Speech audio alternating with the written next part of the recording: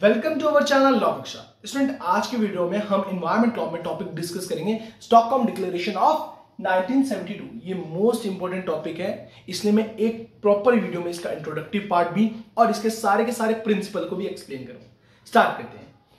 Questions of environment protection is global issue and it is not an isolated problem of an area और nation. जो हमारा environment protection को लेकर जो भी सारे क्वेश्चंस हैं, हमें कैसे किस तरीके से एनवायरमेंट को प्रोटेक्ट करना चाहिए, ये सारे इश्यूज ये क्या है, हमारे ग्लोबल इश्यूज हैं। यानी कि ये हमारे ग्लोबल लेवल पे है, ना कि एक पर्टिकुलर एरिया के इशू है, ना कि एक पर्टिकुलर नेशन के इशू है। देखिए, जैसे हम एनवायरमेंट को प्रोटेक्ट करते हैं, फॉर एन एग्जाम्पल मैं क्या कर रहा हूं, अपनी कॉलोनी में क्या कर रहा हूं भैया, साफ सफाई रख रहा हूं, यानी कि वो सारे मेजर्स ले रहा हूं जिससे हम एनवायरमेंट को क्या कर सकते हैं, प्रोटेक्ट कर सकते हैं। बट दूसरी कॉलोनी या दूसरा एरिया वो प्रोटेक्शंस जो मेजर्स है वो नहीं ले रहा, तो क्या हमारे ये जो एनवायरमेंट को प्रोटेक्ट करने का जो एक क्वेश्चन है, ये इशू है, क्या हमारा एनवायरमेंट प्रोटेक्ट रह पाएगा? नहीं, क्योंकि देखिए हम तो प्रोटेक्ट कर रहे हैं, बट सामने वाली कॉलोनी या दूसरा नेशन प्रोटेक्ट नहीं कर रहा, तो एनवायरमेंट में तब भी तो प्रोटेक्ट नहीं हो पाएगा ना एनवायरमेंट, तब भी हार्मफुल सब्सटेंस हमारे एनवायरमेंट में क्या होंगे, रिलीज होंगे। तो इसलिए जो हमारे एनवायरमेंट को प्रोटेक्शन को लेकर जो इश्यूज होते हैं, जो क्वेश्चंस होते हैं, क्या क्या मेजर्स लेने चाहिए, ये हमारे कोई भी एक पर्टिकुलर नेशन के इशू नहीं है या पर्टिकुलर एरिया के इशू नहीं है, ये क्या है, हमारा ग्लोबल इशू है। Clear? The United Nations hosted the very first conference on the human environment. देखिए, जो हमारी स्टॉकहोम डिक्लेरेशन है 1972 की, ये हमारी क्या है, पहली कॉन्फ्रेंस है, पहली इंटरनेशनल कॉन्फ्रेंस है। किस बारे में, किस टॉपिक में? Human environment. कि एनवायरनमेंट को किस किस तरीके से प्रोटेक्ट करा जा सकता है, इस बारे में कॉन्फ्रेंस हेल्ड हुई थी 1972 में। किस जगह हुई थी? स्टॉकहोम में हुई थी। और कब हुई थी? फ्रॉम 5 जून टू 16 जून।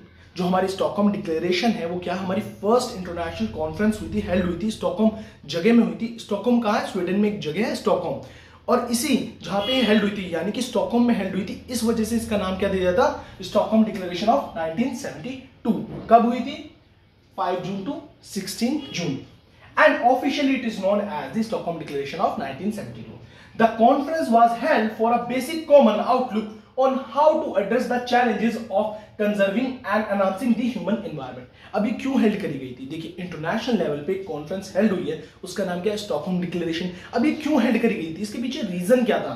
देखिए, जो हमारे एनवायरनमेंट को प्रोटेक्ट करने के लिए किस क्या क्या मेजर्स लेने चाहिए, जो भी हमारे चैलेंजेस फेस कर रहे हैं, लाइक पॉल्यूशन बहुत ज्यादा बढ़ रहा है, जो हमारा पॉपुलेशन रेट है वो बहुत ज्यादा बढ़ रहा है, तो वो क्या कर रहा है, एनवायरनमेंट को हमें हार्म पहुंचा रहा है। तो उस तरीके से हम क्या कर सकते हैं, क्या क्या मेजर्स ले सकते हैं, किस किस तरीके से हम एनवायरनमेंट को क्या कर सकते हैं, कंजर्व कर सकते हैं, उसको एनहांस कर सकते हैं। Clear?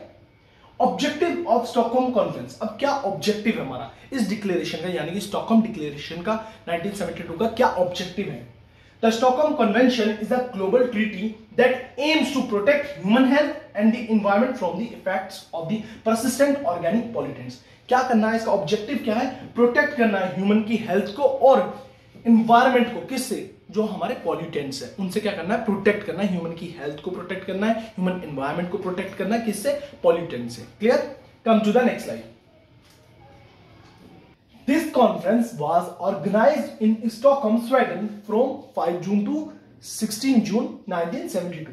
It was very first conference which communicated the environmental issue at the international level and tried to find a way to tackle the air, land and water pollution by working together as a unit to safeguard the human environment for a better tomorrow. अब देखिए, जो हमारी Stockholm declaration थी 1972 की, वो कब held हुई थी? फ्रॉम 5 जून टू 16 जून। कहां पे हुई थी? स्टॉकहोम जगह में हुई थी। स्टॉकहोम कहां है? स्वीडन में एक जगह है स्टॉकहोम। तो इसी वजह से हमने क्या नाम दिया था? Stockholm declaration of 1972। अब इसमें ये क्या थी? हमारी पहली कॉन्फ्रेंस थी, और कहां पे थी? यानी कि इंटरनेशनल लेवल की कॉन्फ्रेंस थी, जो किस बारे में बात कर रही थी? इन्वायरमेंटल को इश्यूज को लेकर बारे में बात कर रही थी। यानी कि ये जो हमारी स्टॉकहोम डिक्लेरेशन है, ये क्या था? एक हमारा इंटरनेशनल कॉन्फ्रेंस थी, जो किस टॉपिक पे बात कर रही थी, किस टॉपिक पे क्या कर रही थी? चर्चा कर रही थी। इन्वायरमेंटल इश्यूज, लाइक कि हम अपने इन्वायरमेंट के जो भी हमारी प्रॉब्लम्स है, पॉल्यूशन को कैसे कंट्रोल करा जाए, लैंड पॉल्यूशन को कैसे कंट्रोल करा जाए, इस बारे में क्या इंटरनेशनल लेवल पे बातचीत चल रही थी, चर्चा चल रही थी। Clear? And try to find a way to tackle. अब ये कर रहे थे ट्राई, किस जो ये कॉन्फ्रेंस थी क्या चाह रही थी कि भाई हम किस तरीके से अपने एयर को, वाटर को, लैंड को क्या कर सकते हैं, पॉल्यूशन फ्री रख सकते हैं। Clear? by working together as a unit to safeguard human environment for a better tomorrow। कि हमारे आने वाले कल के लिए हमारे आने वाले कल के लिए आज हम एक साथ सब एक यूनिट की तरह क्या कर सकते हैं, क्या क्या स्टेप्स ले सकते हैं जिससे हमारा आने वाला कल क्या रहे, पॉल्यूशन फ्री रहे। Clear? The Stockholm conference was attended by 114 government delegations, यानी कि जो कॉन्फ्रेंस थी हमारी इंटरनेशनल लेवल पे थी। और किस बारे में हो रही थी ये कॉन्फ्रेंस, कि question of environmental issue is a global issue, that's why जो कंट्रीज थी, यानी कि जो हमारी डिफरेंट कंट्रीज थी, उन्होंने क्या करा था, अटेंड करा था। तो कितनी कंट्रीज ने अटेंड करा था, 114, यानी कि 114 कंट्रीज ने ये कॉन्फ्रेंस अटेंड करी थी। The conference came up with the several frameworks for environmental actions and action plan containing 109 recommendations and 26 principle। अब जो कॉन्फ्रेंस हुई थी, इस कॉन्फ्रेंस में कितनी कंट्रीज ने क्या करा थी, अटेंड करी थी, 114, यानी कि 114 कंट्री ने इस कॉन्फ्रेंस को अटेंड करा था। और इस जो ये हमारी कॉन्फ्रेंस थी उससे क्या निकला, क्या रिजल्ट निकला भैया, 109 रिकमेंडेशन दी थी इस कॉन्फ्रेंस में। यानी कि जब इस कॉन्फ्रेंस को हेल्ड करा गया तो 5 जून से लेकर 16 जून 1972 में क्या बातें हुई कि भैया 109 रिकमेंडेशन निकली कि हम इस एनवायरनमेंट को ऐसे ऐसे प्रोटेक्ट कर सकते हैं, ये चीज कर सकते हैं। और क्या निकले, 26 प्रिंसिपल्स, मोस्ट इंपोर्टेंट ये 26 प्रिंसिपल्स क्या एक कंट्री को क्या करने चाहिए, फॉलो करने चाहिए। ये 26 प्रिंसिपल्स निकले किससे, स्टॉकहोम डिक्लेरेशन ऑफ 1972 की कॉन्फ्रेंस से। The Stockholm Declaration, which contained 26 principles, placed environmental issue at forefront of international concerns and marked the start of a dialogue between the industrialized and developing countries on link between the economic growth, the pollution of air, water, oceans and the well-being of the people around the world। अब ये principles जो हमारे 26 principles थे, किस तरीके से हम अपने environment को protect कर सकते हैं, किस तरीके से एक developing country अपने आप को develop भी कर सकती है, developed बन सकती है, और हमने environment को क्या नहीं करती, sacrifice नहीं करेगी। और हमारे डिफरेंट क्या थे, मेजर्स निकले थे प्रिंसिपल्स के थ्रू। अब उन प्रिंसिपल्स को पढ़ते हैं। Come to the next slide. देखिए प्रिंसिपल 1 क्या कहता है, right and responsibility for protecting the environment. अब बिल्कुल अभी प्रिंसिपल पे फोकस मत करें, सिर्फ हेडिंग्स पे फोकस करें, प्रिंसिपल की हेडिंग पे। राइट एंड रिस्पॉन्सिबिलिटी, यानी कि हमारा अधिकार भी है और हमारे पे क्या है, रिस्पॉन्सिबिलिटी, यानी कि हमारी ड्यूटी भी है क्या करने की, इन्वायरमेंट को प्रोटेक्ट करने की। कि हमारा अधिकार भी है कि हमारा भैया इन्वायरमेंट क्या रहे, प्रोटेक्ट रहे, और हमारी क्या है, ड्यूटी भी है। अब इसे एग्जांपल से समझते हैं, फिर प्रिंसिपल को रीड आउट करते हैं। भाई राइट क्या है हमारा, कि भाई हम अपना एक अच्छा इन्वायरमेंट क्या कर सके, एंजॉय कर सके। अब ये किस आर्टिकल में दिया गया है, आर्टिकल 21 ऑफ द कॉन्स्टिट्यूशन कहता है right to live with the human dignity, कि एक पर्सन को क्या है, जीने का अधिकार है विद ह्यूमन डिग्निटी, यानी कि उसे हम एक एनिमल की तरह ट्रीट नहीं कर सकते। जैसे मेरा घर है तो मैं चाहूंगा कि मेरे घर के पास क्या हो, दूसरे रेजिडेंशियल एरिया हो, ना कि कोई फैक्ट्री सेटअप कर दे। यानी कि मेरा एक घर है, उसके 5 जगह क्या कर दी, आसपास जगह फैक्ट्री सेटअप कर दी, और वो क्या कर रही है भैया, पॉल्यूशन रिलीज करे जा रही है, हजारियस सब्सटेंस रिलीज करे जा रहे हैं। जैसे भैया वो टॉक्सिक गैस रिलीज कर रहे हैं एनवायरमेंट में, टॉक्सिक वेस्ट, तो वहां मैं एंजॉय कर पा रहा हूं क्या अपना राइट टू लिव, मैं एंजॉय कर पा रहा हूं, नहीं। तो आर्टिकल 21 यानी कि आर्टिकल 21 ऑफ द कॉन्स्टिट्यूशन कहता है right to live with the human dignity, की एक पर्सन के पास राइट है कि वो एक अपने एनवायरमेंट को क्या कर सके, एंजॉय कर सके, जी सके एक मनुष्य की तरह। क्लियर? और रिस्पॉन्सिबिलिटी क्या है, कि प्रत्येक व्यक्ति की ड्यूटी भी है कि वो एनवायरमेंट को क्या करे भैया, प्रोटेक्ट करे। ऐसा ना करे कि भाई मैं अपने घर से क्या कर रहा हूँ, गार्बेज सामने फेंक रहा हूँ, और भैया मैंने अपने घर के अंदर ही फैक्ट्रीज लगा दी, या मैं कोई भी मेजर्स नहीं ले रहा हूँ किसी एनवायरमेंट को प्रोटेक्ट करने के लिए। तो क्या है, एक पर्सन के पास, एक ह्यूमन बीइंग के पास क्या है, राइट भी है और ड्यूटी भी है, क्या, एनवायरमेंट को प्रोटेक्ट करने के लिए। क्लियर? पढ़ते हैं। Humans have the right to use and enjoy the nature, जैसे कि मैंने बताया था कि ह्यूमन के पास क्या है, राइट है कि वो एंजॉयमेंट कर सके, किसका, नेचर का। The right to enjoy nature is not unfettered, it is a coextensive with the duty to protect it। कि ये जो हमारा राइट है वो क्या नहीं है, अनफेक्टेड नहीं है, ये क्या है, कोएक्सटेंसिव है। कोएक्सटेंसिव मींस कि भैया इसके साथ एक जुड़ी हुई है, क्या जुड़ी हुई है, कि भैया ड्यूटी भी है। आप एंजॉय तो कर रहे हो एनवायरमेंट को, ये आपका राइट है, हम मानते हैं, बट आपके पास ड्यूटी भी है, आप पे ऑब्लिगेशन भी है कि आप उसे प्रोटेक्ट भी करें। Clear? Article 21 of the constitution also safeguards the fundamental right of healthy environment, जैसे कि मैंने अभी आपको समझाया। What is article 21? अब आर्टिकल 21 मैंने बताया आपको। अब आर्टिकल 21 होता क्या है हमारे कॉन्स्टिट्यूशन का, no person shall be deprived of his life और personal liberty except according to the procedure established by law. It include the right to enjoyment of pollution free air, water for full enjoyment of life. कि भैया जो हमारा article 21 है हमारा constitution का, वो क्या कहता है कि एक पर्सन के पास क्या होते हैं, राइट होते हैं कि वो एंजॉय कर सके, क्या, pollution free air, pollution free water, यानी कि एक पर्सन के पास राइट होते हैं कि वो एक पॉल्यूशन फ्री एनवायरमेंट को क्या कर सके, एंजॉय कर सके। क्लियर? प्रिंसिपल 2 क्या कहता है, duty to protect natural resources. अभी आगे का मत पढ़ना, पहले हम हेडिंग से ही समझने की कोशिश करते हैं।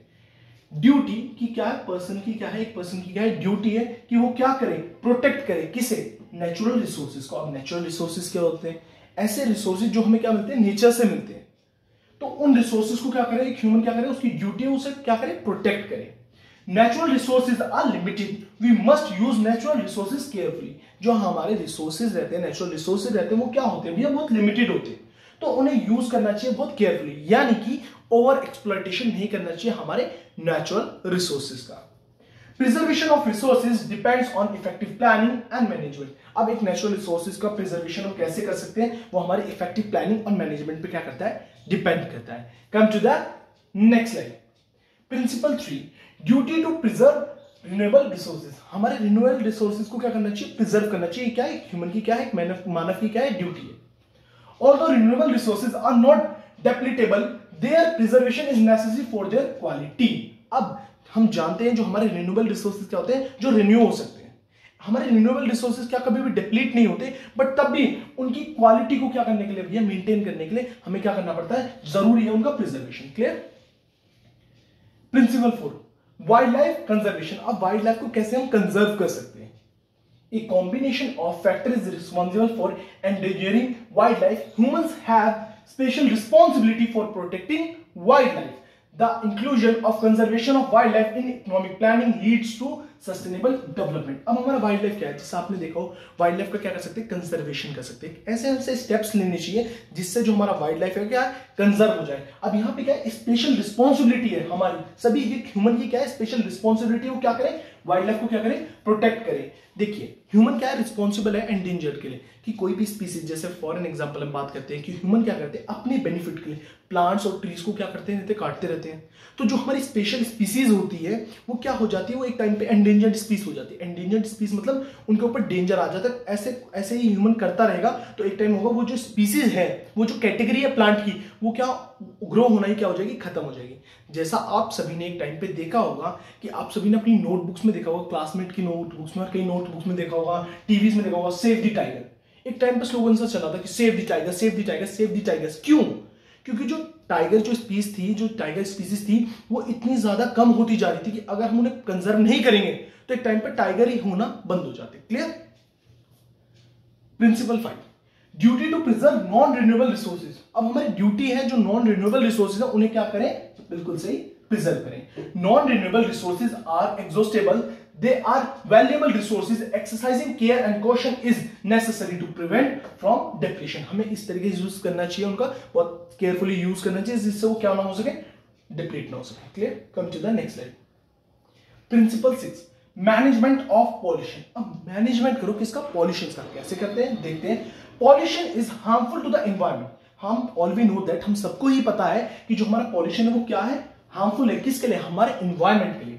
Discharging toxins and other substances in large quantity are harmful to the ecosystem. अब देखिए, जो हम टॉक्सिक सब्सटेंस होते हैं, जो हमारे हार्मफुल सब्सटेंस होते हैं, उन्हें हम ज्यादा से ज्यादा क्या कर रहे हैं, रिलीज कर रहे हैं, लार्ज क्वांटिटी में रिलीज हो रहे हैं। तो वो क्या है, वो हमारे इकोसिस्टम के लिए क्या है, हार्मफुल है। एग्जांपल से समझते हैं। हम फैक्ट्रीज को स्टैब्लिश करते जा रहे हैं, उससे ह्यूमन तो क्या कर रहा है, ग्रो कर रहा है, बट वो ये नहीं देख रहा कि जो हम फैक्ट्रीज कर रहे हैं, स्टैब्लिश कर रहे हैं, उनसे क्या हो रहा है। देखिए वो तो क्या हार्मफुल सब्सटेंस को रिलीज करते जा रहे हैं, एयर में, वाटर में, जहां पे वो रिलीज कर रहे हैं। वो फैक्ट्रीज, हम गाड़ी खरीदते रहते, उनसे क्या हो रहा है, वो जो गाड़ी चल रही है उनसे क्या हो रहा है, बर्न हो रहा है क्या, हमारा फ्यूल, और उससे क्या हो रहा है, पॉल्यूशन हो रहा है हमारे एनवायरमेंट पे। और जो पॉल्यूशन की जो क्वांटिटी है वो क्या है, लार्ज है।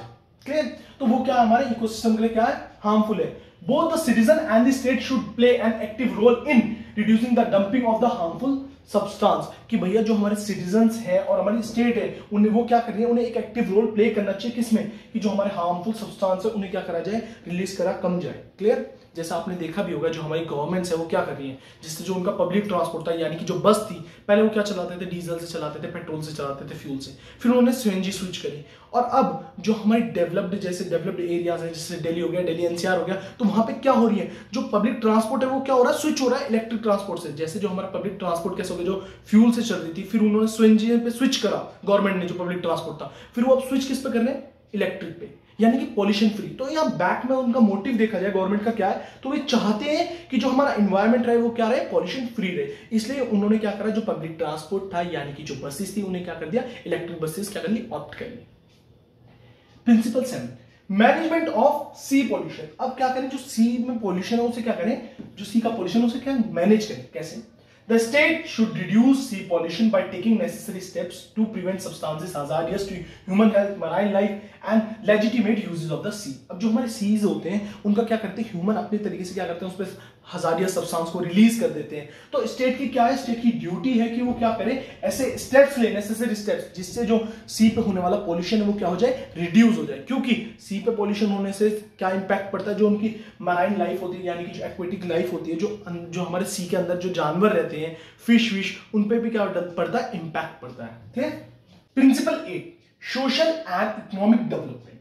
The improvement of social and economic condition is necessary for a better living and working environment। देखिए हम सभी का क्या, इकोनॉमिक कंडीशन का क्या इंप्रूवमेंट होना और सोशल कंडीशन का क्या इंप्रूवमेंट होना क्या है, बहुत जरूरी है। किसके लिए, हमारी बेटर लिविंग के लिए। Improvements should not affect the environment in any way. अब देखिए हमारा डेवलपमेंट होना जरूरी है, जरूरी है, जरूरी है। अब देखिए हम कहते हैं हमारी फैक्ट्रीज लग रही हैं, एग्जांपल समझा, हमने फैक्ट्री स्टैब्लिश करी, इंडस्ट्री स्टैब्लिश करी, हमारा क्या हो रहा है, डेवलपमेंट हो रहा है, इकोनॉमिक डेवलपमेंट हो रहा है कि भैया हम पे पैसा आ रहा है, हमारा डेवलपमेंट हो रहा है, हमारी कंट्री डेवलप्ड हो रही है। तो अगर हम ये देखें कि जो हम फैक्ट्रीज स्टैब्लिश कर रहे हैं, इंडस्ट्री स्टैब्लिश कर रहे हैं, वो कर रहे हैं, एक प्रैक्टिकली सोचना, कोई लैंड होगी उस पर ट्रीज होंगे तो उन्हें क्या करेंगे, हटाएंगे, डिफोरेस्टेशन करेंगे, उन ज्यादा से ज्यादा फैक्ट्रियों से इतनी फैक्ट्री स्टैब्लिश करेंगे तो उनसे क्या होगा, टॉक्सिक गैसेज रिलीज होंगी। अगर वो वाटर हार्म, जो हमारे हार्मफुल सब्सटेंस रहते हैं वो क्या करेंगे, वाटर में हार्मफुल सब्सटेंस को रिलीज करेंगे।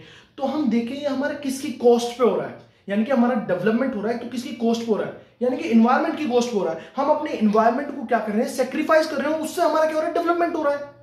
हम अपने एनवायरमेंट को सेक्रीफाइस करके अपना डेवलपमेंट कर रहे हैं। तो ऐसे डेवलपमेंट कोई जरूरी है, हम मानते हैं हमारा डेवलपमेंट जरूरी है, बट हम अपने एनवायरमेंट को सेक्रीफाइस करके एट द एनवायरमेंट कॉस्ट हम अपना डेवलपमेंट नहीं करेंगे। ठीक है, मैंने यहाँ पॉइंट में अपने ब्रैकेट में भी लिख रखा है, improvement is necessary but not at the cost of environment. कि हमारा इंप्रूवमेंट क्या है, जरूरी है बट एनवायरमेंट की कॉस्ट पे नहीं। इतनी हम फैक्ट्री स्टैब्लिश करेंगे, एक स्टैंडर्ड सेट करके उनसे इतना ही पॉल्यूशन निकले, हम अपने बेनिफिट के लिए हम अपने एनवायरमेंट को क्या हार्म नहीं पहुंचाएंगे, ये क्या हमारी ड्यूटी है। Clear, come to the next. Principle 9 क्या कहता है, environmental deficiency, natural disaster and under development leads to deficiency, navigation through such deficiency is difficult, requesting technology and financial assistance to supplement the local factor leads a quicker and effective remedy। अब देखिए क्या होता है, हमारे कुछ natural disaster यानी कि natural activities होती है, उनकी वजह से भी क्या करता है, हमारे पे एनवायरमेंटल क्या होता है, डेफिशिएंसी होती है, एनवायरमेंट में क्या पड़ता है, इंपैक्ट डालता है। कैसे, वोल्केनो इरप्शंस, अर्थक्वेक, फ्लड। तो ये भी क्या है, ये हमारे नेचुरल क्या है, डिजास्टर्स है, जो क्या कर रहे हैं, लीड कर रहे हैं किसे, डेफिशिएंसीज को। Clear. Principle 10, stability of price and income. क्या, प्राइस और इनकम का क्या हो जाना, स्टेबल हो जाना। स्टेबल मतलब एक तरीके से ये होता है स्टेबल, कि जैसे प्राइस कैसे, इनकम और प्राइस क्या हो रहे हैं, फ्लक्चुएट हो रहे हैं। बिजनेसमैन क्या होता है, बिजनेस का क्या होता है, कभी वो हाइट पे जाता है, कभी वो स्लो डाउन हो जाता है। तो ऐसा ना हो, प्राइस और इनकम यानी कि किसी भी कमोडिटी के प्राइस, लाइक चिप्स का प्राइस, वॉच का प्राइस, किसी का भी प्राइस क्या हो जाए, प्राइसेस क्या हो जाए, स्टेबल हो जाए, और इनकम, पीपल्स की इनकम क्या हो जाए, स्टेबल हो जाए। क्यों हो जाए, stability in the price of essential commodity, यानी कि जो स्टेबिलिटी अगर प्राइस मतलब लाइन जो हमारे प्राइसेस हैं कमोडिटीज के, कमोडिटीज क्या हो गई भैया, टीवी, फ्रिज, एलसीडी, फोन, ये सब हमारे क्या है, हमारी कमोडिटीज है। इन सब कमोडिटीज के क्या हो जाए, प्राइस क्या हो जाए, स्टेबल हो जाए। और लोगों की जो इनकम है, and stability of income is essential for environmental management of developing countries. जो हमारी डेवलपिंग कंट्रीज है उनके लिए सबसे बड़ा क्या है कि इनकम और प्राइसेस का क्या हो जाना, स्टेबल हो जाना। Economic factor are also part of the environmental process. जो हमारा इकोनॉमिक फैक्टर है वो भी क्या है, हमारा एक पार्ट है किसका, हमारे एनवायरमेंटल प्रोसेस का। क्लियर। Principle 11, environmental policies. अब कौन सी पॉलिसी, एनवायरमेंटल पॉलिसीज, ऐसी पॉलिसीज जो किससे हो, हमारे एनवायरमेंट से रिलेटेड हो। Clear. The government should introduce some environmental policies for controlling pollution and for the development of the countries so that pollution does not affect the present and future generation। अब government की क्या है भैया, government की क्या है, duty है कि गवर्नमेंट को क्या करना भैया, एनवायरमेंटल पॉलिसीज बनानी है। क्यों बनानी है, क्यों बनानी है? जिससे हम क्या कर सकें, हम अपने एनवायरमेंट में क्या कर सकें, पोल्यूशन को क्या कर सकें, कंट्रोल कर सकें। उसका फायदा क्या है? उससे हमारी क्या होगी, कंट्री क्या होगी, डेवलप्ड होगी। और जो पोल्यूशन है वो क्या, अगर कंट्रोल रहेगा, पोल्यूशन को हम कंट्रोल करेंगे, तो हम क्या कर पा रहे हैं भैया, वो हमारे पे प्रेजेंट जनरेशन में और फ्यूचर जनरेशन पे भी इंपैक्ट डालेगा। इंपैक्ट कैसे डालेगा? अगर आप पोल्यूशन फ्री रह रहे हैं तो आपको कोई डिजीज नहीं होगी, तो आप प्रेजेंट जनरेशन भी इंजॉय कर पा रहे हैं। अगर हम ऐसी पॉलिसीज बनाएंगे जैसे बर्निंग ऑफ फ्यूल्स को भाई की एक बैन लगा दे कि ज्यादा फ्यूल बर्न नहीं कर सकते हैं, ऐसी कुछ पॉलिसीज गवर्नमेंट क्या करेगी, इंट्रोड्यूस करेगी, तो उससे प्रेजेंट जनरेशन तो इंजॉय करेगी वो सब चीजें। आने वाली फ्यूचर यानी आने वाले कल हमारे बच्चे भी उन सब चीजों को, इन रिसोर्सेज को क्या कर सकें, एंजॉय कर सकें by the help of environment policies. Clear? Come to the 12th principle, education on environmental protection. क्या एजुकेशन प्रोवाइड करें किसके टॉपिक पे? एनवायरमेंट प्रोटेक्शन पे। यानी कि अभी हम हेडिंग से समझने की कोशिश करते हैं कि लोगों को एजुकेट करा जाए कि वो एनवायरमेंट को किस किस तरीके से प्रोटेक्ट करें।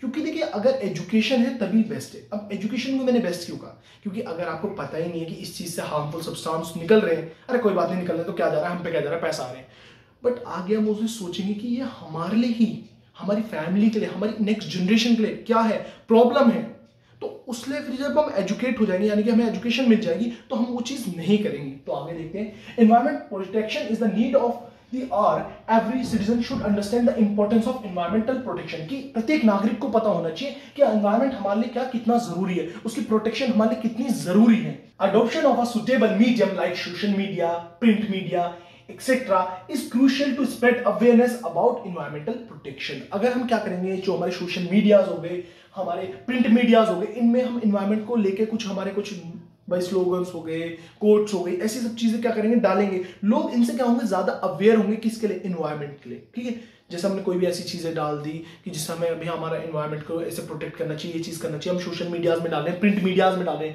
तो लोग जब उन्हें देखेंगे तो उनसे क्या होंगे भैया, ये एक अवेयरनेस, उनके अंदर एक जागरूकता आएगी कि हम अपने एनवायरमेंट को क्या करें, प्रोटेक्ट करें। ठीक है, प्रिंसिपल 13 एंड प्रिंसिपल 14। अब ये प्रिंसिपल 13 और 14 थोड़ा सा लिंक करके पढ़ना ज्यादा सही रहेगा। Rational management of resources, state should adopt rational methods to manage the resources and to improve the environment. देखिए स्टेट क्या करनी चाहिए, स्टेट को अडॉप्ट करनी चाहिए क्या, वो रेशनल मेथड्स जो क्या करेंगे, मैनेज करेंगे रिसोर्सेज को और हमारे एनवायरमेंट को क्या करेंगे, इंप्रूव करेंगे। And integrated and coordination approach is preferable. जो हमारे इंटीग्रेटेड अप्रोच है और कोऑर्डिनेटेड अप्रोच है वो क्या रहेगी, प्रेफरेबल रहेगी। देखिए मैंने यहाँ कहा रेशनल मेथड्स को क्या करें, रेशनल मेथड्स को क्या करें, अडॉप्ट करें, अडॉप्ट रेशनल मेथड, जिससे क्या होगा, जो हमारी रिसोर्सेज रहेंगे और एनवायरमेंट क्या रहेगा, देखिए मैनेज रहेगा रिसोर्सेज और एनवायरमेंट का क्या होगा, इंप्रूव होगा। अब रेशनल मेथड्स को लाने के लिए कुछ प्लानिंग भी चाहिए होगी, तो देखते हैं। Principle 14, rational planning, conflicts between development and conservation are reconciled with the rational planning. अब देखिए हमारा जो डेवलपमेंट हो रहा है, जो कंजर्वेशन के क्या आ रहा है, रिकंसाइल आ रहा है। एग्जांपल से समझना, फैक्ट्रीज स्टैब्लिश कर रहे हैं, डेवलपमेंट हो रहा है, बट हमारे एनवायरमेंट का क्या हो रहा है, बिल्कुल सही कह रहे हो, हमारा सेक्रीफाइस हो रहा है। ठीक है, अब उनके बीच में जो गैप है वो किससे फिल होगा, रेशनल प्लानिंग से। ठीक है, वो रिकंसाइल करा जाएगा किससे, through rational planning, with rational planning. Development and conservation must go hand in hand. जो हमारा डेवलपमेंट भी होना चाहिए और हमारे एनवायरमेंट पे भी फर्क नहीं पड़ना चाहिए, वो हैंड इन हैंड क्या चलने चाहिए, दोनों ही। जो हमारा डेवलपमेंट है और कंजर्वेशन है, तो देखिए कंजर्वेशन और डेवलपमेंट के लिए दोनों को सही तरीके से क्या चाहिए, मैथड्स चाहिए, और मैथड्स के लिए क्या करनी पड़ेगी, रेशनल प्लानिंग करनी पड़ेगी। रेशनल मेथड्स के लिए क्या करनी पड़ेगी, रेशनल प्लानिंग करनी पड़ेगी। Come to the point, come to the next slide, sorry. Principle 15, human settlement and urbanisation, plan settlement and urbanisation are required. देखिए पीपल्स का सेटल होना, प्लान सेटलमेंट और अर्बनाइजेशन क्या है, हमारा बहुत जरूरी है। They reduce the adverse effect on the environment. ये क्या करता है, रिड्यूस करता है adverse effect on the environment को। The goal is to secure maximum benefit for all through planning। इसे हम कैसे सिक्योर कर सकते हैं, मैक्सिमम बेनिफिट कैसे सिक्योर कर सकते हैं इससे, through planning. Clear. Principle 16, population control. अब देखिए जो हमारा पॉपुलेशन फैक्टर होता है, यानी कि जो हमारा पीपल्स होते हैं, बहुत ज्यादा पॉपुलेशन, बहुत ज्यादा। अब एक एग्जांपल मानते हैं कि एक इंडिया की बहुत ज्यादा पॉपुलेशन होगी, या वर्ल्ड की बहुत ज्यादा पॉपुलेशन होगी। अब किसी भी पर्टिकुलर एरिया या किसी नेशन की पॉपुलेशन इंक्रीज होती है, तो भैया उनके लिए भैया लोग बच्चे पैदा हो रहे हैं, तो उन्हें घर भी चाहिए। अब घर भी चाहिए तो क्या करेंगे, पेड़ फॉरेस्ट को क्या करेंगे, डिस्ट्रॉय करेंगे, काटेंगे, कट करेंगे, उस जगह अपनी बिल्डिंग्स बनाएंगे, घर बनाएंगे। तो ये भी क्या है, हमारा ये भी एक फैक्टर है, यानी कि पॉपुलेशन को भी हमें कंट्रोल करके चलना है, क्योंकि वो हमारे लिए क्या है, वो हमारे एनवायरमेंट को क्या करेगा, हार्म प्रोवाइड करेगा। Clear. In areas where the population is excessive and is likely to affect the environment, the state can implement policies to control the growth of population. These policies shouldn't violate basic human rights. In today's world, overpopulation is one of the major reasons for the depletion of the natural resources. आज की हम बात करते हैं तो जो हमारी world की क्या है, जो पॉपुलेशन वो क्या है, एक मेजर रीजन है किसका, for the depletion of the natural resources का, यानी कि नेचुरल रिसोर्सेज को डिप्लीट हो रहे हैं हमारे किसकी वजह से, ओवर पॉपुलेशन की वजह से। Clear. Principle 17, setting up of national institution. क्या भैया, इंस्टीट्यूशन को सेटअप करें क्या नेशनल लेवल पे। अब ये चीज क्या है, सेटअप क्यों करा जाए, एस्टैब्लिश क्यों करा जाए, नेशनल बॉडीज को या नेशनल इंस्टीट्यूशन को क्या करा जाए, एस्टैब्लिश क्यों करा जाए। State should establish national bodies for control and management of environmental resources with in the state. भैया जो हमारे एनवायरमेंटल रिसोर्सेज रहते हैं उन्हें कंट्रोल करने के लिए, उन्हें मैनेजमेंट करने के लिए स्टेट क्या करे, एस्टैब्लिश करे क्या, नेशनल इंस्टीट्यूशन, नेशनल बॉडीज को। ये हमारा प्रिंसिपल 17 कहता है। Come to the principle 18, application of science, कि साइंस का क्या करें भैया, साइंस को अप्लाई करें। Science and technology are indispensable in today's life. They are used in almost every industry. Science and technology are also applicable to conservation of the environment। की जो हमारी साइंस है, टेक्नोलॉजी है, वो क्या करती है भैया, कंजर्वेशन में क्या करती है, हेल्प करती है हमारे एनवायरमेंट के लिए। अगर हम साइंस और टेक्नोलॉजी का यूज करेंगे तो हम उससे क्या करेंगे भाई, कम से कम पॉल्यूशन करेंगे, कम से कम हजारियस सब्सटेंस या हमारे टॉक्सिक सब्सटेंस को रिलीज करेंगे। जो हमारी सारी की सारी क्या है इंडस्ट्रीज है, उन्हें science, new methods, new technology को क्या करना चाहिए, अडॉप्ट करना चाहिए। Clear.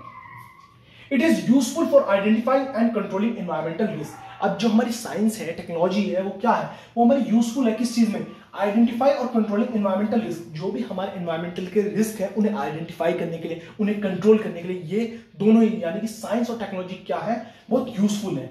They are useful for finding solution for environmental issue. और जो हमारी साइंस है, ये टेक्नोलॉजीज है, ये क्या करती है, ये हेल्प करती है, किस चीज में हेल्प करती है भैया, जो भी हमारे एनवायरमेंटल इशूज है उनके लिए सॉल्यूशन फाइंड करने में। Clear.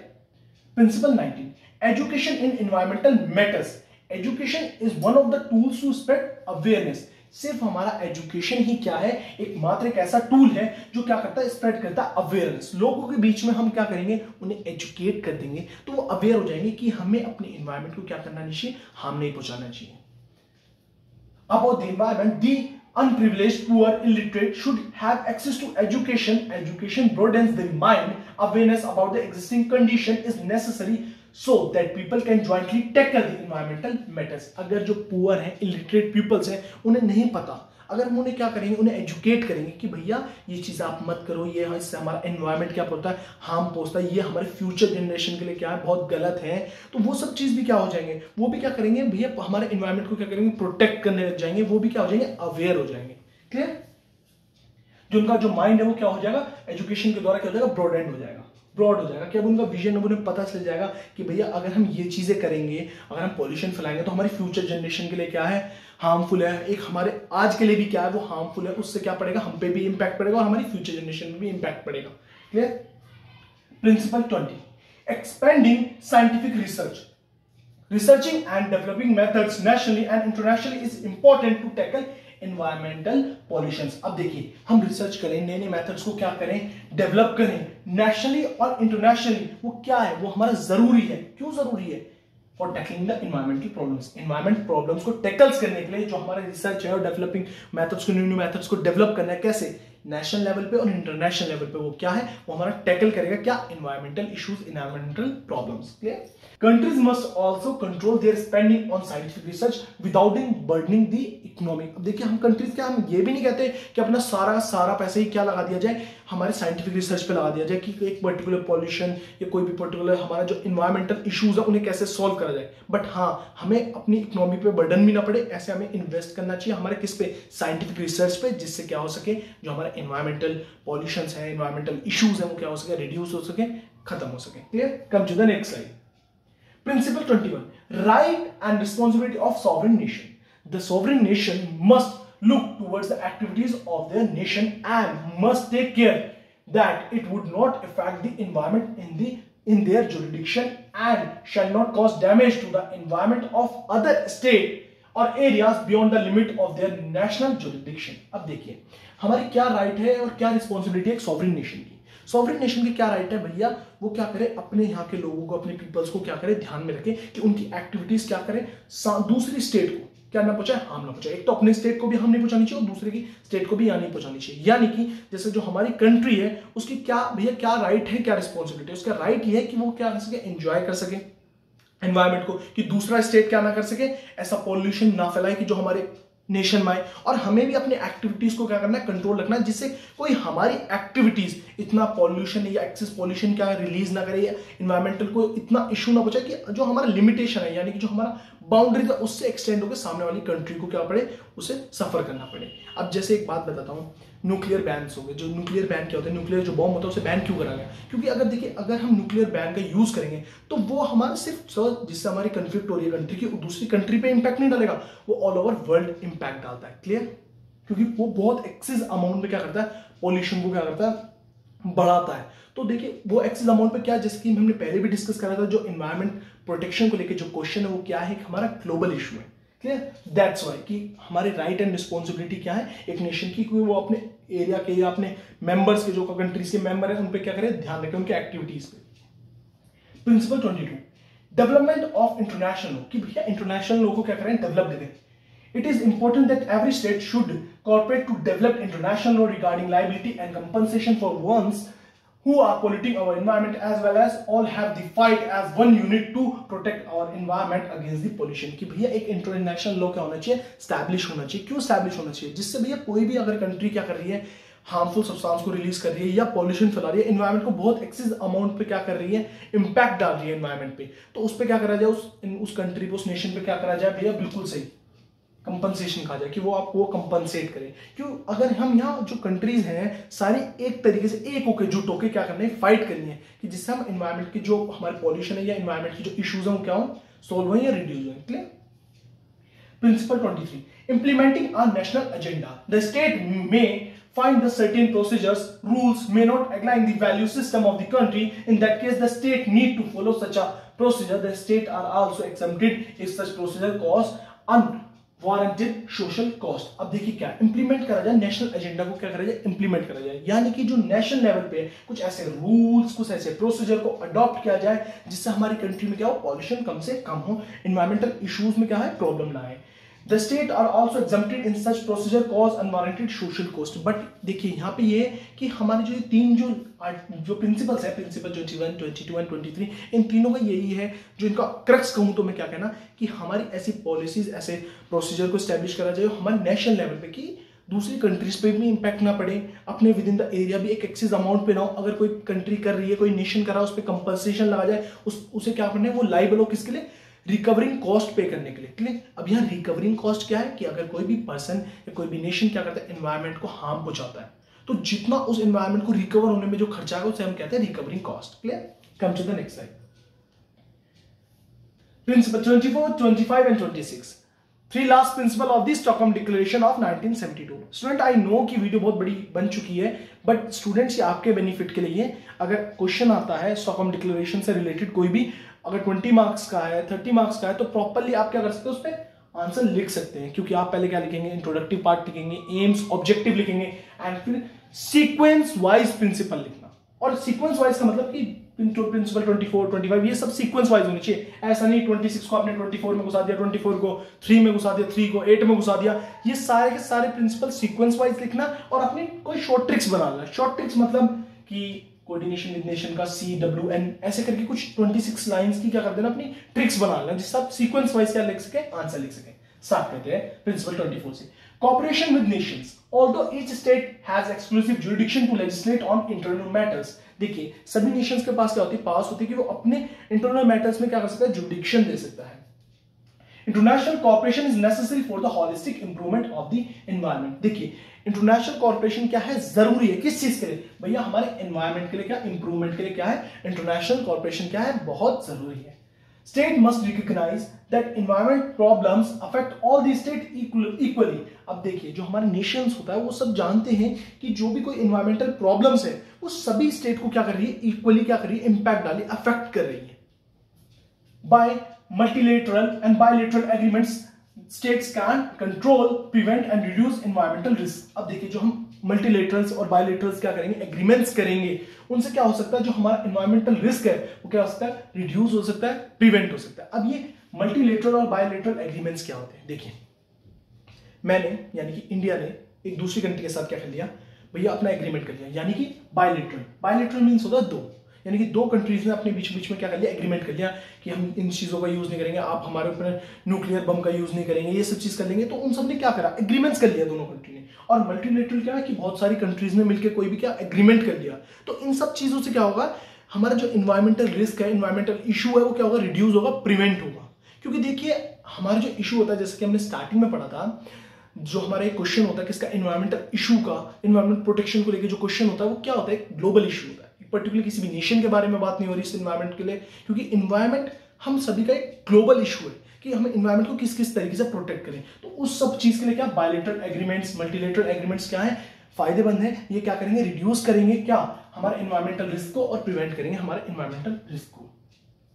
Principal 25, coordination with nations. Coordination between states is a crucial for alleviating the existing condition. The state can jointly coordinate actions and plans for improving existing environmental conditions. अगर दोनों ही nations, states क्या करेंगी, अलग different state क्या करेंगी, jointly एक दूसरे के साथ भैया coordinate करके करेंगे वर्क, तो उससे क्या होगा भैया, जो हमारा existing environmental conditions है, जो हमारे environment की right now जो existing condition होगी वो क्या होंगी, improve होंगी। क्लियर।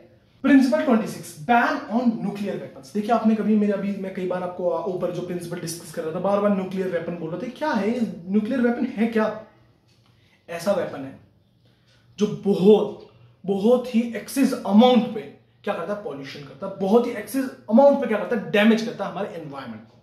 कहते हैं अगर किसी भी कोई भी नेशन क्या करता है, इसे यूज करता है अगेंस्ट दूसरे नेशन में ना, तो जो दूसरे नेशन, जिस नेशन पे यूज हुआ होता है तो वहां काफी लंबे समय तक कोई उत्पादन, like for an example population भी ग्रो नहीं कर पाती, कोई इंसान ही नहीं बचता, और इंसान बचता भी है ना तो उसके जो बच्चे या उनकी जो प्रोडक्शन है, उसकी जो जनरेशन होती है वो लाइक डिसेबल होती है, कोई हाथ खराब है, किसी का पैर खराब है, तो वहां की जो जनरेशन होती है ना, मतलब एक बहुत ही एक्सेस अमाउंट में क्या करती है, एनवायरमेंट को हार्म पहुंचाता है ये न्यूक्लियर वेपन। देखते हैं अब इस पर क्या करा जाए, बैन लगाया जाए। 26 प्रिंसिपल क्या कहा गया, एक प्रिंसिपल इसके ऊपर बना दिया गया है कि भैया जो न्यूक्लियर वेपन है उस पर क्या करा जाए, बैन लगाया जाए। Nuclear weapons are the most destructive weapons, they cause more damage to the environment than any other weapon. ये किसी भी अदर वेपन से भी, सभी वेपनों से ज्यादा क्या करता है, सबसे ज्यादा डेंजरस है और सबसे ज्यादा क्या करता है, डैमेज करता है हमारे एनवायरमेंट को। All the nation should come together to ban nuclear weapon. सभी नेशंस को क्या करना चाहिए, एक साथ होकर, जुट होकर क्या करना चाहिए भैया, बैन लगाना चाहिए किस पे, न्यूक्लियर वेपन्स पे। स्टॉकहोम डिक्लेरेशन का हमने इंट्रोडक्शन कर लिया, एम्स पढ़ लिए, ऑब्जेक्टिव पढ़ लिए, एंड फ्रॉम 1 to 26 सारे के सारे प्रिंसिपल डिस्कस कर लिए। अब भी कोई डाउट है, कोई टॉपिक है, कोई प्रिंसिपल नहीं समझ आया तो विदाउट हेजिटेट आप मुझे मेरे इंस्टाग्राम अकाउंट शुभम.22 पे डीएम कर सकते हैं। लिंक डिस्क्रिप्शन में। मेरा पढ़ाने का तरीका, मेरे एफर्ट्स, मेरे समझाने का तरीका, मेरे नोट्स कहीं भी आपको यूजफुल दिखते हैं, मेरे एफर्ट्स आपको अच्छे लगते हैं तो प्लीज वीडियोस को ज्यादा से ज्यादा लाइक करें, शेयर करें, and also press bell icon. जिससे बेल आइकन मैं आपको इसलिए प्रेस करने के लिए कहता हूं, जिससे जो हमारी नई नई वीडियोस हैं किसी भी टॉपिक पे अपलोड हुई तो आपको सबसे पहले उस वीडियोस की नोटिफिकेशन आ जाए। Please subscribe my channel and also press bell icon. Thank you so much.